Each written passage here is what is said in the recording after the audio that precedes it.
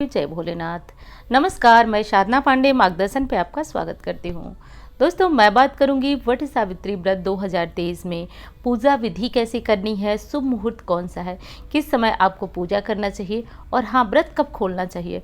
व्रत खोलने से संबंधित बहुत सारे प्रश्न हैं आपके कि व्रत कैसे खोलना चाहिए, कब खोलना चाहिए, तो इस बारे में भी बहुत विस्तृत तरीके से बात होगी वीडियो में। और हाँ दोस्तों, वट सावित्री व्रत जैसा कि आप जानते हैं कि पति के लिए बहुत विशेष महत्व रखता है ये व्रत। आज के दिन सुहागिन महिलाएं यदि वट वृक्ष की पूजा करती हैं तो वट वृक्ष की पूजा से त्रिदेव की कृपा मिलती है, यानी ब्रह्मा विष्णु महेश की साथ साथ संयुक्त रूप से कृपा मिलती है। और क्या आप अपने जीवन को सुखी और संपन्न बनाने के लिए कर सकते हैं, सारी जानकारियाँ इस वीडियो से प्राप्त करेंगे। दोस्तों, इस बार वट सावित्री का व्रत 19 मई को रखा जाएगा। 19 मई को अमावस्या तिथि संपूर्णतया उदया तिथि में हमें प्राप्त हो रही है, तो 19 मई को ही आपको वट सावित्री व्रत धारण करना है। पूजा सामग्री क्या है उसके लिए अलग से वीडियो दे चुकी हूँ। आज संक्षिप्त तरीके से बता देती हूँ कि आपको पूजा कैसे और किस तरह से करनी है। तो देखिए दोस्तों, पूजा के लिए इसमें विशेष होता है कच्चा सूत। महिलाएं कच्चे सूत की फेरी लगाती हैं। फेरी मतलब आप लोग जानते हैं परिक्रमा, हाथ में धागे को लेकर परिक्रमा किया जाता है। और पूजा विधि में जैसे कि सामान्यतया मैं बता देती हूँ कि 1 लोटा जल से आज बड़ वृक्ष को सींचा जाता है। उसके बाद आप बट वृक्ष को सिंदूर से तिलक करेंगी, सुहाग सामग्री से चढ़ाएंगी, भोग वगैरह चढ़ाएंगे। ये सामान्यतया पूजा पाठ आप इस तरह से कर लीजिएगा। फेरी ज़रूर लगाई जाती है। आज के दिन व्रत भी रखा जाता है। देखिए, इस व्रत का अलग अलग विधान है। आज मैं पूरी तरीके से आपको बता दे रही हूँ कि कैसे रखना है व्रत, कब क्या खाना है, क्या नहीं खाना है और व्रत कब और कैसे खोलना है। देखिए, सबसे पहली चीज़, आप अन्य किसी व्रत में उठती हैं तो चाय पी लेती हैं, पानी पी लेती हैं। तो इस व्रत में 19 तारीख को आपको बड़ वृक्ष की फेरी लगानी है, तो आप चाय पानी नहीं पीजिएगा। ध्यान रखिएगा इस बात को। इस जो फेरी लगाई जाती है वो बासी मुँह ही किया जाता है। बासी मुँह का मतलब कि ये ठेठ भाषा में बासी मुँह बोला जाता है। बासी मुँह का मतलब कि आपको दातून वगैरह करना है, लेकिन पानी या चाय ये सब नहीं पीना है। तो सब मिला जुला के कहने का ये मतलब हुआ कि निर्जला रह कर के ही आपको व्रत करना है। कब तक करना है? देखिए, पूजा का शुभ मुहूर्त इसमें होता है कि आप 12 बजे से पहले पहले ये पूजा संपन्न कर लें। कुछ स्थानों पे ऐसा कहा जाता है कि 12 बजे के बाद ये पूजा संपन्न होती है। लेकिन देखिए, यदि आपके यहाँ क्या ये नियम है, ये रिवाज है कि 12 बजे के बाद आपके यहाँ पूजा होती है, तो आप अपने यहाँ की जो स्थानीय आपके यहाँ की मान्यता है, स्थानीय मान्यता के अनुसार आप पूजा करिए। लेकिन शास्त्रों के अनुसार 12 बजे से पूर्व ये पूजा, ये फेरी वगैरह लग जानी चाहिए। तो जब तक आपकी फेरी नहीं हो जाती तब तक आपको निर्जला रहना है। जब तक आपकी पूजा नहीं हो जाती तब तक आपको निर्जला रखना है। अब पूजा के बाद जो फल होता है, जो और या फिर कुछ लोग जो है वो चने, जो भीगे चने आप पूजा के लिए ले जाती हैं वो, या फिर जो बड़ वृक्ष की कोपलें होती हैं नई नई, जिसमें फल निकलने से पहले कोपलें होती है, वो ले आकर के उसको निगलते हैं पहले और उसके बाद तब पानी पीते हैं। तो सब मिलाकर पानी पीने का सुमूर्त जो है वो आप जब पूजा कर लेती हैं उसके बाद पानी चाय इत्यादि पी सकते हैं। ये चीज़ आपकी बिल्कुल स्पष्ट है कि आप पूजा के बाद ही चाय और पानी पिएंगे। तो आप पूजा जितनी जल्दी कर लेती हैं तभी आप अपना चाय पानी ग्रहण करिएगा, क्योंकि ये व्रत बहुत विशेष है। और कहा जाता है कि माता सावित्री ने सत्यवान के प्राणों की रक्षा के लिए 3 दिनों तक निर्जला उपवास रखा था। अब हमारे अंदर तो वो शक्ति नहीं है कि हम 3 दिन निर्जला उपवास रख सके, लेकिन जितना हो सके, जो हो सके वो करने का प्रयास हमें करना चाहिए। तो प्रयास करें कि आप जो है वो पूजा निर्जला करें और पूजा के तुरंत बाद जब आप घर आएँ तो उसी चने से, कुछ लोग जो है चने, भीगे चने खा करके प्रसाद और व्रत खोलते हैं, कुछ बड़ की कोपले खा करके प्रसाद खोलते हैं। और आपके यहाँ यदि स्थानीय मान्यता कोई और हो तो आप वो खा लीजिए, लेकिन ये 2 चीज़ें ही खा करके व्रत खोला जाता है। उसके बाद कुछ लोग जो है वो फल पे ही पूरे दिन का व्रत रखते हैं। कुछ लोग पूजा के बाद जब जल ग्रहण करते हैं उसके बाद सामान्य बिना लहसुन प्याज का खाना खा लेते हैं। अब यदि आपके यहाँ ऐसी परंपरा नहीं है तो आप शाम को मीठा भोजन करिए। बिना नमक का शाम को भोजन किया जाता है। और सुबह, अगली सुबह जो है आप अपना नहा धो करके और जो भी सामान्यतया खाना पीना चाहे वो खा लीजिए। तो उसके लिए मुहूर्त की आवश्यकता नहीं है। जब शाम को आपने मीठा भोजन कर लिया तो आपका व्रत संपूर्ण माना जाता है। तो यही समय और यही टाइम था।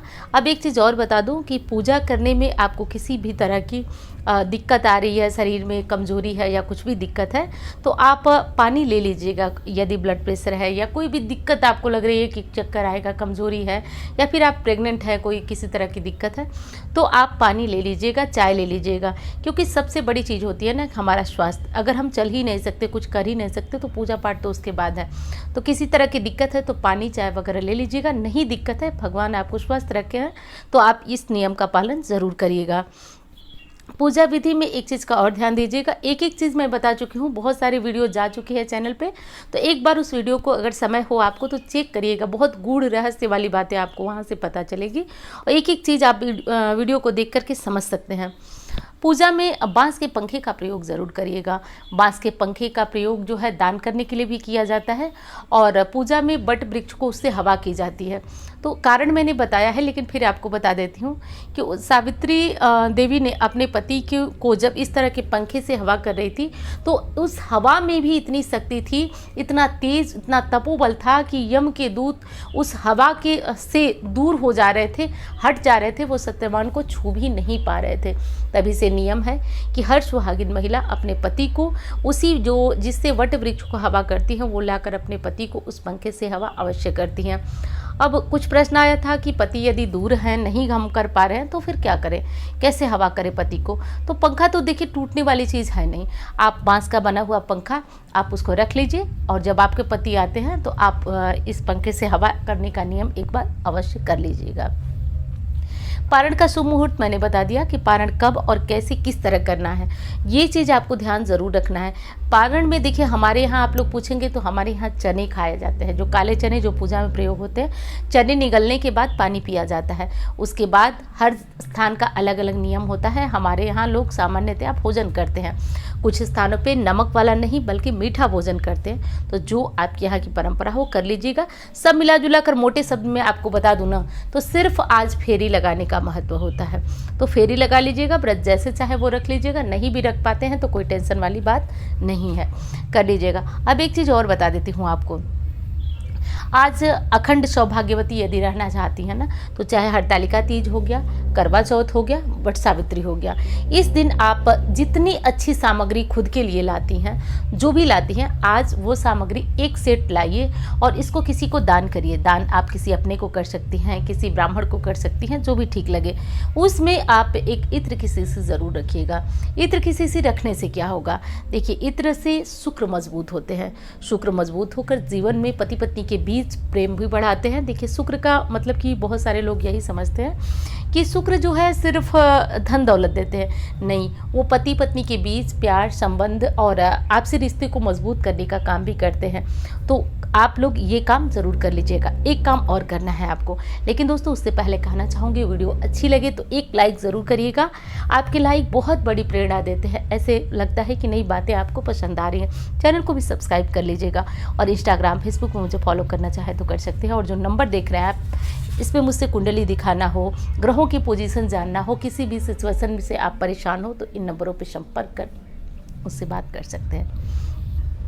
एक चीज़ और आपको करना है, वट सावित्री के दिन किसी भी स्थिति में हैं, पूजा कर रही हैं, व्रत कर रही हैं, नहीं कर रही हैं, आज के दिन आपको अपने हाथों में हरी चूड़ियाँ धारण करनी है। और ये हरी चूड़ियाँ पूजा के समय आप ज़रूर धारण करिए। इन चूड़ियों को आप एक एक करके हमेशा अपने हाथों में पहने रहिए। आज जो है माता सावित्री के आशीर्वाद से आपके रिश्ते में अटूट प्यार और संबंध आपका मधुर होगा।